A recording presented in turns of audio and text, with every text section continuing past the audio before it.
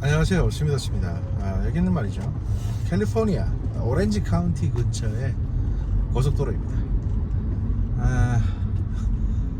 차 번호판이 한글 번호판처럼 보이는 거는 착각이고요. 제가 이제 한동안 스미더스의 정보 분석실을 좀 쉬었는데 앞으로도 어떻게 될지 모르겠습니다. 어떻게 될지 모르겠는데 한 2-3주 정도는 시간이 좀 나지 않을까 해서 일단은 조금 해볼까 생각 중입니다. 다만 이제 현실 정치에 너무 리얼한 부분 말고 뭐 외교 정보 뭐 이쪽으로 집중적으로 좀 해보겠습니다. 물론 그렇다고 해서 현실 정치 부분을 얘기 안 할 수는 없겠죠.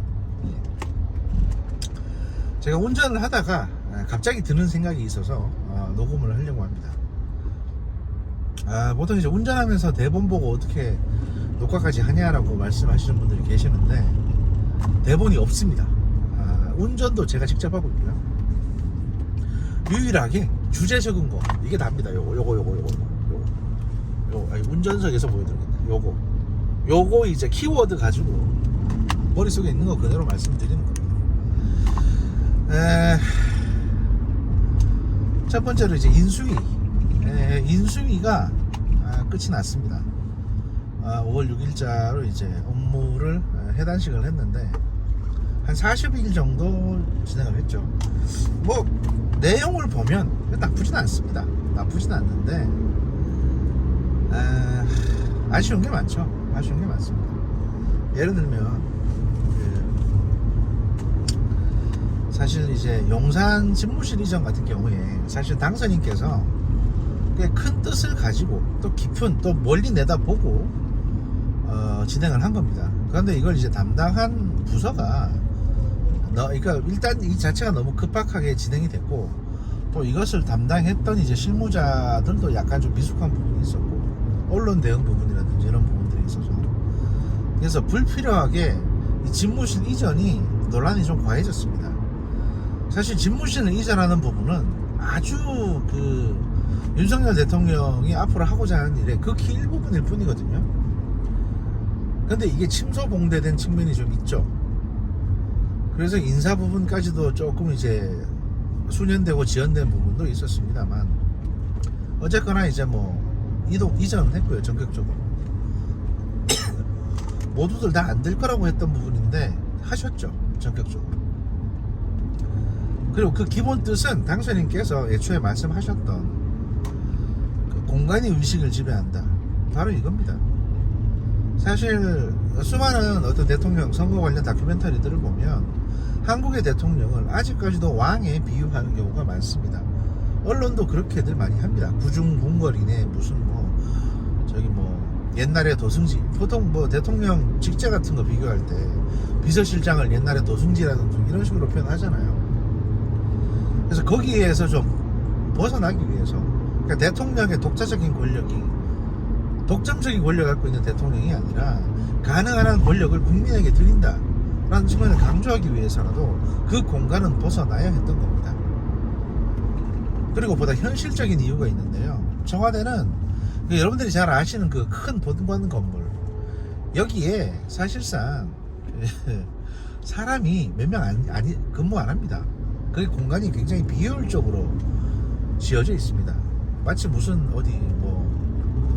박물관이나 문화회관 같은 갤러리 같은 느낌으로 지어져 있기 때문에 어마어마한 크기의 대통령 집무실만 떨렁 있고 그 옆에 부속실 그러니까 실제 비서실이죠. 잡무를 처리하는 그 부속실이 붙어 있고 그 외에는 다른 비서실 직원들은 다 거기서 한 500-600m 떨어진 곳에 있습니다. 이게 심각한 문제입니다. 사실은. 왜냐하면 비 오면 비 쫄딱 맞고 가야 돼요. 지금 차를 타고 가야 됩니다. 어떤 경우엔 자전거 타고 가기도 한다는데 실제 비서실 건물인 위민 1, 2, 3동은 반대쪽 이제 길거리 그러니까 도로에 인접해 있는 펜스 안쪽에 아주 낡은 건물이 있습니다. 이게 사실 좀 문제입니다. 사실은 이게 큰 문제인데 예전에 이제 실제 청와대를 지었을 때도 경무대라고 불리는 그 대통령이 그 건물에서 이제 직무도 하고 회의도 하고 또 위에는 이제 살림집도 있어가지고 가능한 한 비서실 직원들은 좀 떨어져 있도록 해서 건물 디자인 배치됐던 게 여기에 기인했던 건데, 현재 구 청와대 같은 경우는 뭐 아시다시피 이제 관저, 그러니까 살림집이 따로 있고 별도로 본관이 있고 비서관이 비서실동이 있고 이렇게 이제 쪼개져 있었던 거죠. 그리고 경호실 건물은 또 별도로 떨어져 있습니다. 이렇게 건물들이 다 조각조각 나 있는 형태가 지금의 청와대였고요. 그러다 보니까 대통령이 있는 공간 자체에 비서관들이 접근하는 게 쉽지가 않았습니다. 일이 있어야만 이제 가서 보고를 드리고 할 수 있는 거죠. 갑자기 뭐 툭 만난다든지 이런 게 불가능한 겁니다. 미국의 백악관처럼. 한국 대통령 집무실은 뭐라고? 그래서 그거를 한 건물 안에 놓고 기능적인 측면을 좀 강화시키자. 더 이상 청와대라는 게, 더 이상 어떤 그 공간이라는 것들이 본의의 상징이 되지 않도록 하겠다 라는 게 첫 번째 목적이고요. 이것은 또 이제 윤석열 정부 내내 진행될 그 권력구조 개편하고도 연관이 됩니다. 아마 나중엔 추가적으로 개헌도 진행이 될 것 같은데, 뭐 여러분들이 한 몇 년 기다려 보시면 5년 전에 저 인간이 했던 얘기가 뭐구나 라는 걸 아시게 될 겁니다. 제가 대충 짐작하는 게 있는데 여기서 말씀드리긴 좀 그렇습니다. 지금. 네. 근데 왜 지금 여기서 말씀 못 드리는 것까지도 한 4, 5년 뒤면 여러분이 아시게 될 겁니다. 하여튼 이제 청와대 이전 TF가 과도하게 집중을 받는 바람에 그게 그 이전 TF에도 별로 좋은 영향을 주지 못했고요. 그 다음에 인수위가 냈던 이제 많은 국정과제 선정이나 성과들도 사실은 썩 그렇게 이제 감동을 주지 못하고 있는 상황입니다. 때로는 언론에서 이제 뭐 공약을 이제 포기했다 또는 공약을 철회했다 이런 거 아니냐, 필수 공약들을 철회한 게 아니냐, 이런 논란까지도 나오고 있는 게 현실이죠.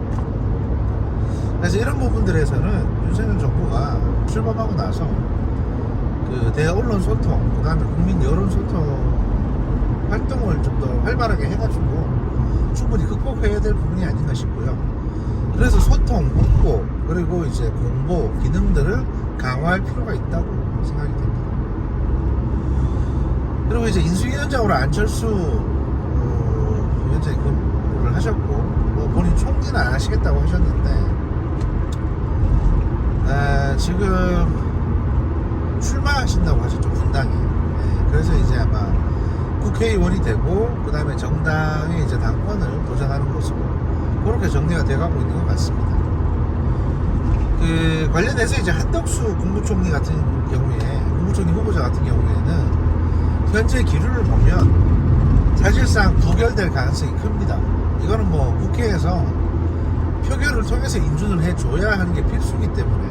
근데 현재 민주당의 태도나 또는 한덕수 총리 인사청문회 과정을 통해서 확인해 본 바에 따르면 이제 뭐 여의치가 않은 거죠. 그래서 아마 한덕수 선생님은 국무총리가 못 되실 것 같고, 그렇게 되면 이제 그 후임이 누가 되느냐 가지고 이제 약간 좀 설왕설래가 있을 것 같습니다. 뭐 나름대로 윤석열 정부에서는 검토해둔 카드가 있고요. 아마도 머리 허연 분이 되지 않을까, 이런 생각은 제가 해보고 있습니다. 윤석열 당선인 주변에 머리 허연 분이 몇 분이나 계시는지 확인해 보시면 제가 드리는 말씀이 무슨 얘기인지는 아시게 될 것 같습니다. 또 하나 이제 그 이재명 씨 문제가 있는데, 이재명 씨는 사실 그 양반도 이제 정치인이니까 개항에 출마한다는 게 얼마나 욕먹어지는지 잘 아실 겁니다. 그런데 이거는 어떻게 해서 이 대장동 관련 수사나 각종 의혹 관련 수사가 그만큼 이재명 씨에게 치명적으로 다 있다라는 정도로만 봐주시면 되겠습니다. 뭐 면책특권 말씀하시는데, 면책특권은 해당되는 사안은 아닙니다. 국회의원의 면책특권은 국회 내에서의 발언에 대한 것이지 이전에 저질렀던 범죄에 대한 면책특권이 아닙니다. 따라서 대부분의 국회의원의 면책특권은 명예훼손이나 모욕죄 이런 것들에 대한 면책특권일 뿐입니다.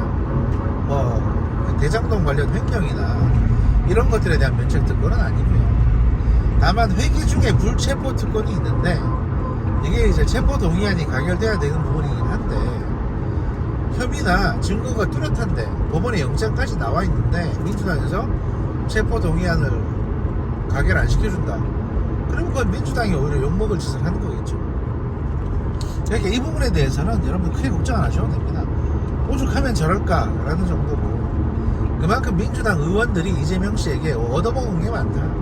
그러니까 선거 때 선거 자금 얻어쓰고 한 그런 것들이 좀 누적돼 있어서 그게 지금 이제 두고 민주당의 발목을 잡는 게 아니겠느냐. 이 정도로만 생각해 주시면 될 것 같고요. 계양 주민들 분들에게 한 말씀 드리자면 아무리 여러분들이 민주당이 좋아도 이런 식으로 하시는 거는 아닙니다.